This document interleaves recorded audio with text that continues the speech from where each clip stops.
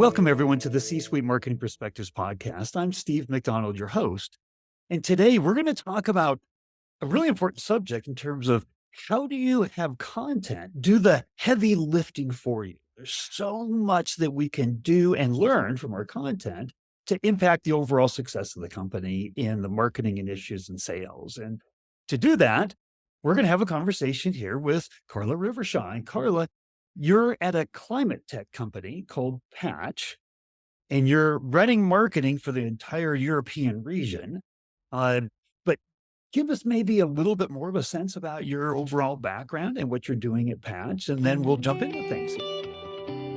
Sure. Well, thanks so much, Steve. It's great to be here and great to be chatting with you today.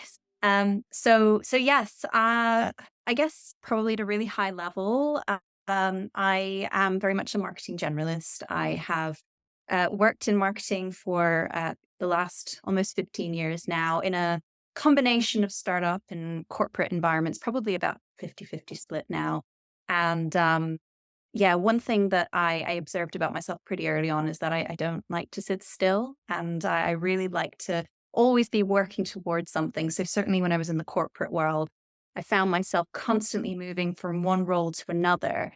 And I think what I learned then was that I'm definitely more of a builder as opposed to a maintainer.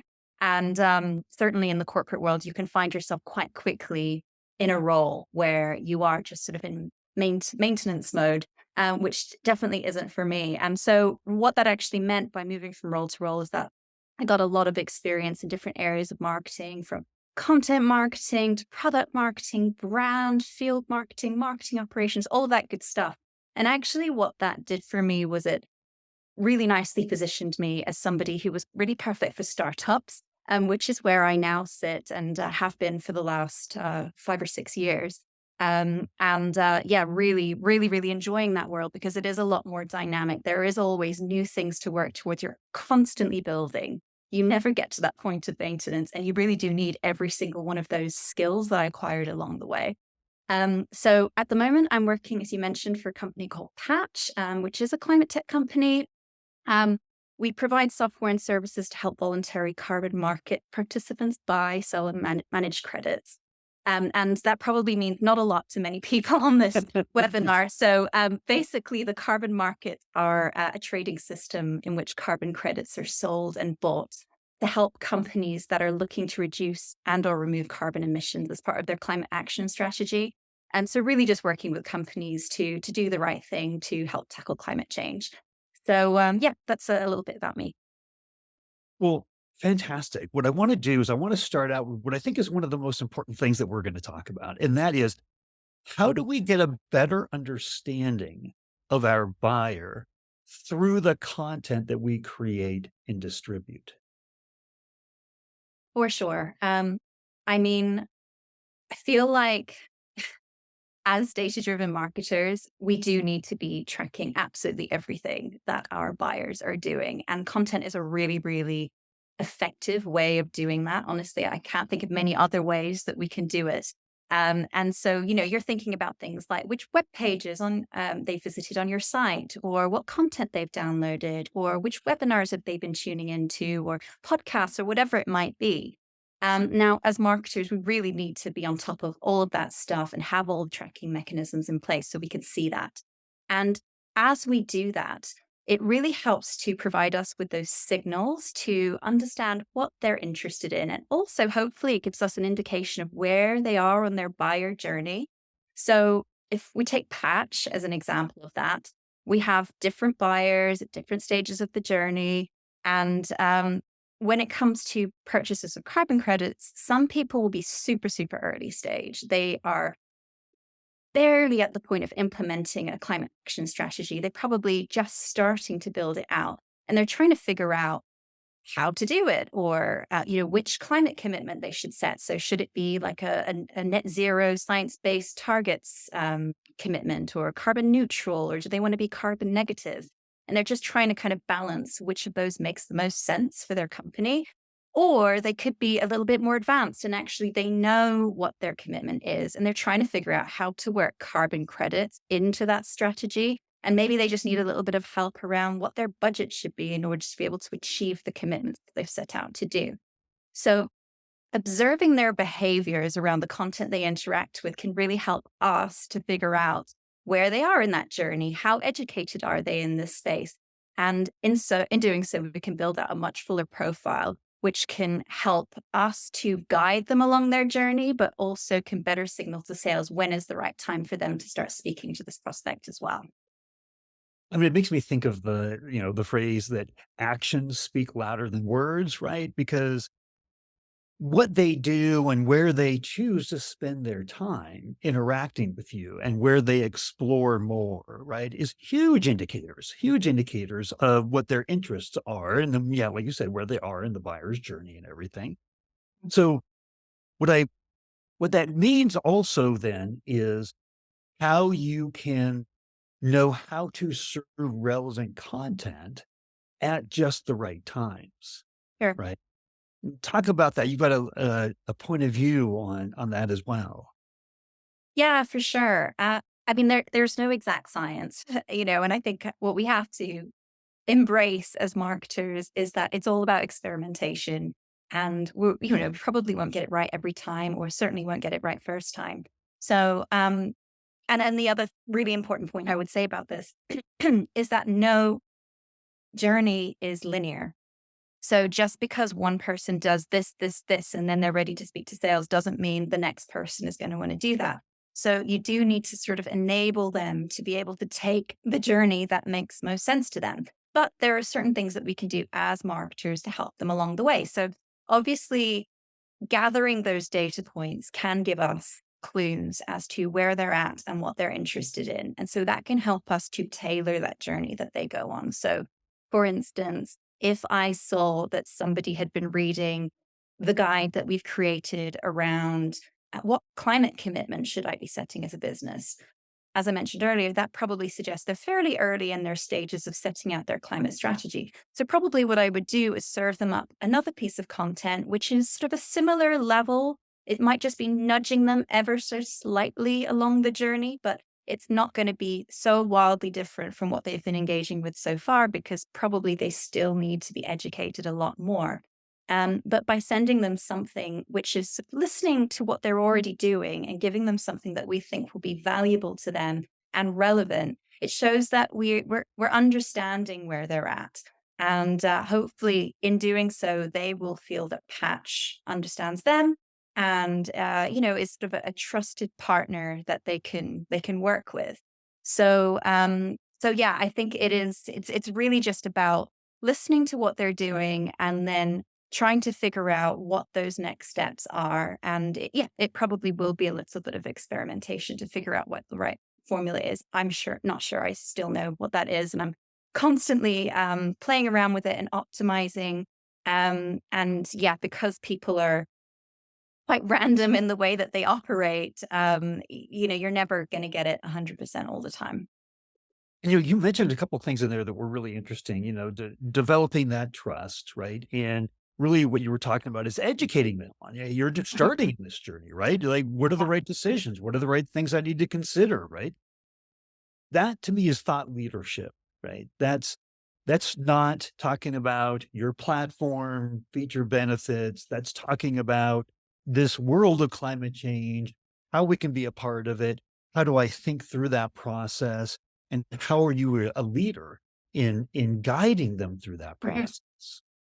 Tell me a little bit about just your thoughts on thought leadership, right? And how important that is no matter what stage that they're at in the buyer's journey. Yeah, for sure. I mean, gosh, thought leadership is just probably one of the most important things we can do as marketers, honestly, because it's about creating that trust and credibility in the market that you are somebody that people work with and want to work with, and that you really know and understand this market inside and out, and that actually there's no one else out there better suited to helping them on this journey. And that can be achieved in so many different ways, whether it's speaking at events or, creating really thoughtful webinars and podcasts or guides. And I think you kind of need to do all of these things and more to really build that sort of that groundswell required for people to kind of really look at your company and think, yeah, okay, I believe that for this challenge I'm facing now, this company is the one that can help me with that.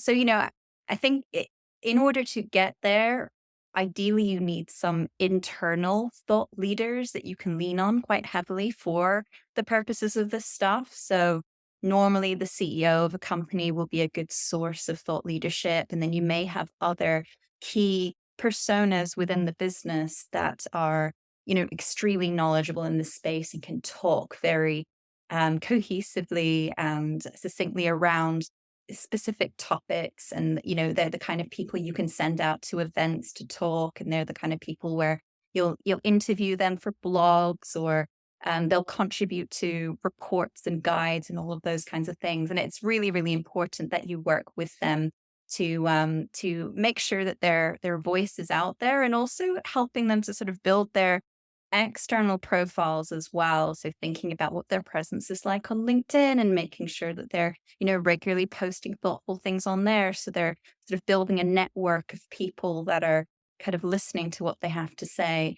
It's not an easy thing to do, especially when dealing with CEOs, because they tend to be so insanely busy that the last thing that they want to think about is their LinkedIn profile. And so you will need to do a lot of hand holding there. And often it is you creating the content on their behalf, and them signing off on it to kind of get it out there. But it is just so important when you're thinking about thought leadership, that you do these kinds of things. And how do you think about it? And maybe, internal conversations, because, obviously marketing and enabling sales in an ABM process to keep the relationships alive and move them along. But sales also has quotas, right? They have a very short-term focus. And so how do you think about and talk about thought leadership in terms of when you're communicating with sales, right? And the importance that it has in terms of, you know, how do you get them to accept thought leadership? Or is that a problem? How do you think about it? Yeah, I wouldn't necessarily say there is a conflict there, because thought leadership should be feeding what sales are doing. I mean, to me, thought leadership is generally top of funnel. So it's creating that demand for your business. And I think it's marketing's job then to figure out at what stage it's right to push them across to sales. So you're not necessarily sending them absolutely everyone that comes through the top of funnel. Oh, this person clicked on an ad. Great, let's pass it to sales. Like, there's no way that person is going to be ready to speak to a salesperson yet. But the thought leadership is going to be a really powerful driver for creating that demand that you're going to need to build the pipeline later on. So I think it's really important that sales are educated on what's out there and what tools we have available, because they can draw upon it too. It shouldn't necessarily only be for marketing to promote this stuff, and then it creates some leads, and then eventually it makes its way to sales. But also it can be active in deal stuff where sales are, in conversation with somebody, and actually we've just produced this guide on setting a carbon budget, and that's exactly what they've been talking to this prospect about. So actually get that guide over to them, and maybe have a conversation with them around that. So it's, I guess, giving sales the tools to be able to have that. And so, sort of things that I would normally do when launching a piece of content is to do some kind of kickoff with the sales team, to sort of let them know, right, this is the new content that we have. Here's like 4 things to know about this piece of content. Maybe create a few slides that they can work into existing decks, which might pull some of the data points from that guide. So it's not really adding work, it's just giving them additional tools in their artillery that they can draw upon should they wish to. No pressure. If they don't want to, they don't Right. find it useful, that's fine as well. But I would say it should definitely be complementary. I mean, you're always going to have some salespeople that just aren't engaged, don't want to like deal with that, whatever marketing you're doing. But I think for the most part, I would say salespeople do tend to find this stuff really, really useful, and are normally asking for more and more of it. Honestly, they want more thought leadership out there. They want us to be really visible on our website, and to be talking at events and putting webinars out there and all of this stuff, because the more of that stuff that's out there, again, it increases our company credibility. And it can only really help them, when they're having conversations with prospects. Yeah, I had a CMO tell me, like, it takes cycles away from the salesperson, right? Because they're not having to build that trust and that thought Exactly. leadership, right? And trusted advisor kind of a status as much if they Yeah, were left to have to do that on their own, right? And it's definitely things they want to be adding value all throughout that ABM process, right? So, for you know, sure. being able to share things that are highly valuable, inside and outside of the sales, actual, like, here's what we're trying to sell, but we're trying to Mhm. build this relationship. We're trying to maintain a relationship. We can't just sell all the time. So I think Yeah. that's great. Thank you. Um, you talked about you, you had in a previous conversation, you had an interesting mm, term. You called it signposting, Mhm. right? And about serving up the right content at the right time. What did you mean by that signposting? Yeah, so it again, it's really about listening to what people are interested in, and then that in itself is like a signal to us. It signposts to us. This is what this person is interested in. We think because they're interested in this, they're probably here in their buyer journey. So that tells us a lot about them. But equally, then in return, we can signpost to them where they go next. So, okay, so you're interested in this, then I suggest you take a look at that because that is also quite relevant. And as I mentioned earlier, it just sort of nudges them in the direction that we want them to go to. And sometimes that can be quite a quick process. And sometimes it can be quite a slow process, again, depending on where they're at, depending on the stage of their company and how seriously they're taking whatever it is that your company are helping them to solve. But yeah, that's what I meant by signposting. And that's all kind of part of that tracking the buyer's journey, right? Right. Right. And you also talk about combining that with intent data, Mm. right? And that more marketers need to be using this intent data in order to be identifying where they are in this buying journey and tracking it, not just the content, but that there's outside signals. And For tell us a little sure. bit more about that. I know you're passionate about this area. Yeah, I'm a big intent data fangirl. I started out probably maybe 3 or 4 years ago, maybe four, using a tool called Bombora. Um, and basically, what Bombora does and what other intent data providers do is they give you access to intel on what companies are researching. And why that's important is obviously if they're researching something, it could suggest that they are in market for something. So actually, the way I came about, the way that I ended up looking into intent data more seriously was a couple of companies ago, and I was the head of marketing for this company, and I regularly would listen in. This is actually during lockdown, so I had very little to do in my spare time. So in my spare time, I would listen to sales calls and I loved listening to the cold calls that the BDR team did because there was just always interesting nuggets you could garner there from the discussions they were having, which could help inform me on how better we could position ourselves and what the market's asking for and all of that stuff. And one of the calls I was listening to, it did make me laugh, but it also made me think. And it was basically this person who got extremely irate with the BDR because she said that they got the timing all wrong for calling her. And actually, they had been in market to purchase a solution like the one we were selling a year ago, not now. And so she said, why didn't you contact me a year ago? Now we're stuck in a contract with such and such a vendor who actually we're really unhappy with. It's not delivering at all what we wanted, but you're too late. We're stuck in this contract with them now. And I did find it really funny, but I also thought, now I wonder what we could do about that and how could we avoid situations like this in the future? So that's when I started to look into intent data a little bit more. And it made me think that actually, if we did have those signals to understand that certain companies are researching certain topics, that could be a serious advantage to us so that we are actually contacting them at the right time. So, like for for us at Patch now, we're only starting to experiment with this, and so we're still fairly early stages. And we're using Zoom Info because they also have an intent data tool within their solution.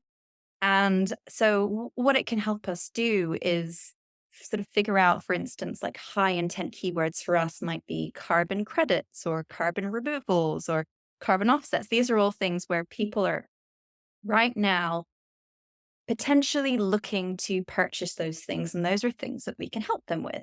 So if we know that suddenly there, companies within our target list are actively searching for this stuff, they weren't searching for it 2 weeks ago or a month ago, but they are now. It suggests that actually this could be the right time to get in touch with them. And so maybe it's a case of sending the salesperson in straight away and trying to get them to call them or send emails to them using the right messaging aligned to whatever it is they're researching. Or it could be an opportunity for marketing or the BDR team to sort of take a softer approach where we send them some content which is aligned to what they're looking into. So it could be, quite coincidental for them that, oh, I was Mm. just researching this the other day and now I've received this guide, which actually really helps me on that journey I'm taking right now. So so yeah, I think there's so many things we can do with intent data. I've done a lot of playing around with that data in the past, merging it with other sort of engagement data points that we have within marketing, so that we could then almost come up with this dashboard where we are able to week by week signal to the sales team, these are the counts, these are the top 10 accounts that you guys should be focused on for this week or this month or whatever the time period is.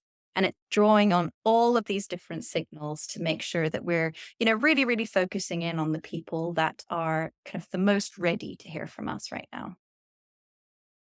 Here's why I know that's so important, right? Is in any market for any B2B company, there's somewhere between 95, 97% of the market that's not in the market to buy right now, right? Yep. But we're trying to create relationships, we're trying to nurture them.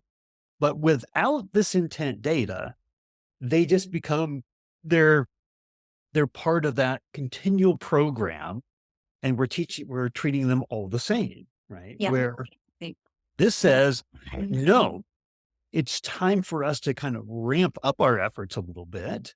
Maybe, every sales department is limited by, capacity and resources and everything. And, you know, I'm not just going to pick up the phone and call anybody in that 97% just to say hello, right? But I'm going to do things that require additional effort and resources if I think the return on investment is going to be that much greater. And that's what you're doing, right? And you're Exactly. helping sales identify where does your additional resources and time and effort, where we're going to get the most return, right? And if I'm a salesperson and I have a quote over my head, I want that filtering, right? I want them. Not only did they download an ebook, that's great, right? There's lots been written up about the death of MQLs, right? Just because we Mhm. download the content doesn't mean, right, that we're ready to be engaged with a salesperson. But the intent data adds that level. Um, Exactly. so yeah, For sure. And what I would add is that, yeah, without it, you are kind of shooting in the dark a little bit. Um, the engagement stuff tells you part of the story, but the intent data really helps you to narrow in on sort of sales readiness. So that's one thing. The other thing is, yeah, because you're approaching people at the right time, it can significantly reduce the sales cycle. Like I think that one of the best examples of that from my company a few companies ago. I think we had a typical sales cycle of about 9 months, and we managed to get it down to, I think, 6 weeks using intent data. So it was just huge. So there are serious advantages to using intent data if you use it correctly. that is one of the most important things we've talked about yet, right? I mean, obviously, if we can reduce that sales cycle by pinpointing those folks that are at that stage of their buyer's journey, and you can tell that intent data too it's not just one person. There's like a number of people inside the organization, right? Because there's a buying committee that we talk to, Mm. right? And it's really important to understand that that committee is engaged in looking and creating these intense signals. Uh, Right. what is the we we've talked a lot here about lots of times those Mm. intense signals is they're searching. What are they searching for? They're searching for content, right? So it can be our content, it can be content that is out there. But if you just could rate for us the content that you as a company are creating, how important it is, right? On a scale of 1 to 10, how important it is for the overall growth and success of the company. 1, it's not important at all. 10, it's actually vital to that growth and success of the company. How would you rate that and why? Yeah, I mean, for sure, it would have to be 10 for me. For me, there is honestly nothing more important in my toolkit as a marketer than content. Without that, we don't have the data. It's just as simple as that. No content, no website, no ebooks, nothing that can help you understand your audience other than the super manual salesperson picking up the phone and having a conversation and then having to log that. I mean, like that's fine, but that's like so old school, and we need to be operating much faster than that. So we need to be gathering all of these data points. And really the only way I can think of doing that is through content. So no, content is always my go-to. And like I think about every interview I've ever done, it always revolves around content and how content is going to lead that company to success because it does so many things from providing a really powerful tool for showcasing your thought leadership and, as we've mentioned, building your company's credibility to being obviously really important lead generation tool for the company. And yeah, there's just so many ways you can use content. And I honestly can't think of a world where there wouldn't be content as part of my marketing strategy. So, Well, and I just want to ask your opinion on this because there's this, trend for B2B buyers to um, want a more self-serve buying process, right? And the trend also is that they're getting later and later into their decision making before they even want to talk to somebody inside of a company. sure. I think Gardner had said there was like 83% of B2B buyers are done with their research, right? And decided who they wanted to even talk to before engaging with the company. Sure. So that tells me is that marketing and the content that we create is becoming a more and more important part of the buying process and the sales process because we need to figure out how do we get earlier in that buyer's journey. Intent data is one of them, but you have to have the right content to engage them, right? Yeah. And take up their time. So this notion of in the self-serve buying trend world, how do you think about where content is heading and how we should be thinking about content as we go into the future? Yeah.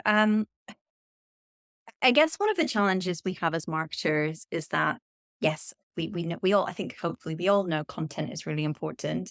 But there is a lot of it out there and really helping your content to stick out. Um, that's a really big challenge, I think, for marketers. Just figuring out, yeah, firstly, how to get people to pay attention to your content, and then also just how to continually make your content more and more relevant for people. So I know one of the things that we spoke about last time was around interactive content. And I do think there definitely is a role for that in trying to make your content more engaging for your audience. And that can take all kinds of forms. Like there are sort of these platforms that help you make content sort of more interactive instead of like using a PDF, using something that's sort of an alternative, which is a bit more engaging and a little bit more interactive for people. There's, obviously video content is just getting bigger and bigger and bigger. And we're seeing a lot more of that being used on LinkedIn these days. Even really simple things like surveys and polls, or including in webinars that you do some kind of audience participation aspect. All of that makes your content just a little bit more engaging, a little bit more memorable. And there's actually so much research around introducing these interactive elements to your content and the ability for people to remember the content afterwards, and they're far more likely to remember what they've read and who produced that content, if you make it more engaging and interactive. So I'm definitely a big fan of coming up with these different ways to make your content more interactive, and I do think that's going to be like a big problem to solve for marketers moving forward, because there's just so much out there, and it's difficult to know really where to look. And then the other part is, yeah, just making it more relevant for your audience. So one of the things that I've been experimenting with is around this idea of modular content. And that's really where you can take a piece of content and you can kind of dissect it in lots of different ways so that you're serving it up to people in a way that's meaningful to them and is sort of touching on the things that are going to be most interesting to them. So, like, take for instance this report that we recently launched at Patch, which is like the buyer's guide to carbon credits. And it's a pretty big piece of content, and there's stuff in there for everybody, but actually not necessarily everyone is going to find everything in there interesting. So what we've actually done is segmented it into three distinct ebooks. They still have the opportunity to download the whole thing if they want. But what we do as part of this process is we try to understand, where are you at in your journey? Are you like a beginner, intermediate? Are you advanced? And we make sure that we're serving up the content within that book that is going to be most relevant to them at that stage in their journey. So it's, thinking about things like that, personalization, all of these really interesting tools we have in marketing just to make that content more relevant and just stand out for the buyer. And I think that's really where we need to go with content for the future. So well said. Thank you. I want to keep talking, but it's there's so much that we've covered here. If you could, to kind of wrap us up here, if there was a single takeaway, right? Something that you really wanted to make sure that the audience took away from this, if they remembered only one thing, what would that be? Yeah, I don't think it's going to surprise anyone because I've been going on about it the whole time. It's just about data and really understanding your audience. Just collect as much of it as you possibly can. Normally, if you have like some kind of marketing automation system, we use HubSpot, for instance, that can do a lot of the heavy lifting for you. And it's just making sure you're tracking all of that stuff. And then it's not just tracking, but doing something with it once you have that data, because it can track a whole lot of stuff in it. I think you have to just figure out of all of that, what are the things that are most important to you? What are the things that are most important to your buyer? And how can you activate that in some way? So, yeah, just really understand your audience, and then that will give you the power that you need to sort of take your buyer on a journey and hopefully get them to a point where they're ready to buy from you. Well, thank you so much, Carla, for coming on here. If people had follow-on questions and wanted to get a hold of you, would it be appropriate if we gave them a link to your profile on LinkedIn? Sure. Yeah. Always happy to connect with fellow marketers. So definitely send me a connect request on LinkedIn and we can take the conversation further there. Well, fantastic. Thank you. Thank you for coming on and sharing all of your insights. Very fascinating. And I have to tell you, if people weren't salivating when you said you took ABM process from 9 months to 6 weeks, that buying cycle, Yeah. that's pretty important and pretty impressive. So congratulations on that. Uh, Thank you. and we'd love to have you back on in the future at some time if you're open for it. For sure. Yeah. No, really enjoyed our conversation, Steve.